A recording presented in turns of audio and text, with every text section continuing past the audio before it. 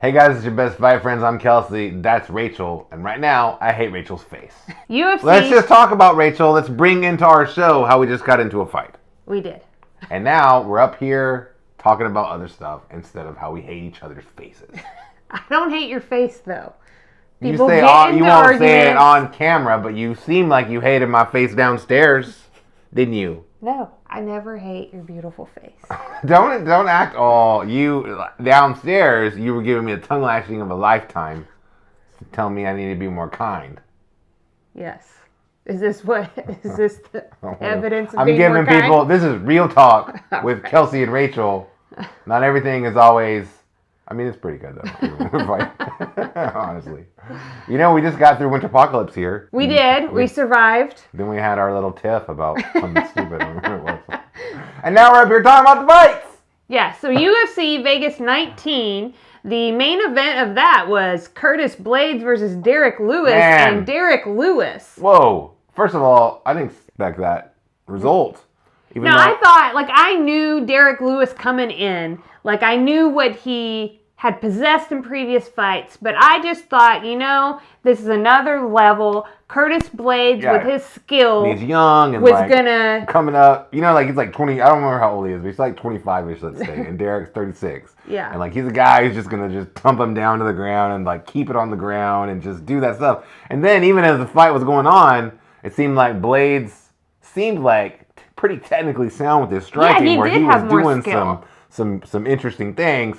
But none of that matters when you hit as hard as Derrick Lewis and have a game built around his best assets, which is what every fighter does and absolutely should always do. Yeah. And man, what a amazing knockout. Yeah, it turned out that Curtis Blaydes lacked the one skill he needed, which was avoiding that right from Derrick Lewis. Well, but it's not. I mean, Derrick Lewis does have a lot of skill. We're oversimplifying, right? But I didn't say Derrick Lewis. I said Curtis Blaydes. But that's nobody can do. Of course he did, because that's Derrick Lewis. But that's what you need against Derrick Lewis. If Derrick Lewis is a one-trick pony, well, that's a hell of a trick, right? He can throw his right hand from anywhere wide and land on a moving target. Yeah. And here's the other thing. Here's why it makes it so hard. He doesn't have to land clean. He didn't really land. He threw that uppercut. No, you and I were Blaydes was shooting for the takedown. Exactly where that landed. Where did it hit him here? His chest, his throat. But he was out. And he was completely out. They were concerned for him, Wow. Really crazy. Here's an interesting thing is Derrick Lewis post-fight interview. He's pretty chill. He was so chill. Even his call-outs. His call-outs that for some reason is being forced upon people across this whole card. Seriously, tell us who. Tell us. You have to tell us the name. He's tell us now. Give us a name. Anyway, but Derrick Lewis, where do we see him in the heavyweight division? I see him. He's time to give Derrick Lewis to get a title shot. Now, Derrick Lewis had a title shot, but if you remember, it was against Daniel Cormier. And what happened was Derrick really wasn't ready for that fight, but it seemed good for the UFC, so they paid him extra money to take that fight. But give him a title shot now. At the time, I know that Derrick, he needed to have surgery on his knee, it was. Okay. So he's had that surgery. He's fully recovered now. He's in better shape, blah, blah, blah. He deserves a title shot. Now, the problem, of course, is that Stipe Miocic is fighting Francis Ngannou at UFC 260, and then the winner of that fight is supposed to take on who? John Jones. He's not going to jump in the line in front of any of those guys, right? So does he fight? Does he wait the whole year? Does he fight again? I think he probably has to fight again, and I don't know who they put him in against. Yeah.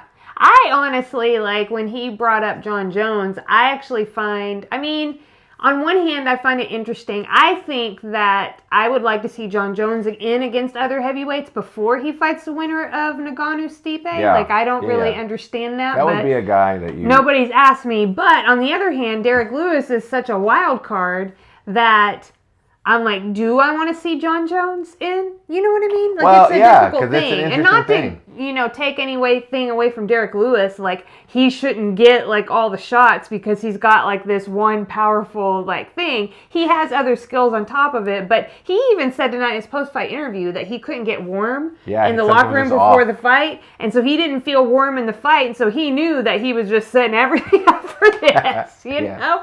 So, yeah. But it was pretty great. I don't know what they're going to do with that, and I kind of don't know what to do with the heavyweight division right now. It seems like it's kind of of, what do you call that? Like, it's kind of locked up. Like, It is, because they took so long to make, in my opinion, is Miocic versus Ngannou 2. And then everybody just assumes that Ngannou's going to win the fight because he's on such a tear. Okay. I mean, it just seems like that. Everybody seems to think that. But remember that Stipe, I mean, he won the first fight, and he's the greatest UFC heavyweight champion in history for sure, and arguably the greatest MMA champion in history. So it's an awesome fight. I love both those dudes. Can't wait to see that fight. Yeah. But I don't know what Derrick does left, huh? What does he do, Rachel? I don't know. I don't know. Anyway, thanks for watching our show. You know, we're here in H-Town, home of Derrick Lewis. By the way. We should get a sign outside of our house. What should the sign say? Home of Derrick Lewis. Just like when you go through... okay. What's so like place? When you go through Alvin, it's like home of Nolan Ryan. Yeah. Okay. Yeah. But did the people put that in their yards? Like, I feel like if I put it in my yard, if somebody came to my house, they were like, where's Derrick Lewis? I'd be like, oh, he doesn't live here. Right. He lives We're just saying, here. like, the general... They're like, in Sugarland? And I'm like, well, not actually in Sugarland, no. Although actually, I don't know where by that, we should be able to, like, put signs in our yard for people that have, like, passed on, because, like, they exist just, you know... We don't really know where they are, so they could be here, and so this is the home of Muhammad Ali now. Wow.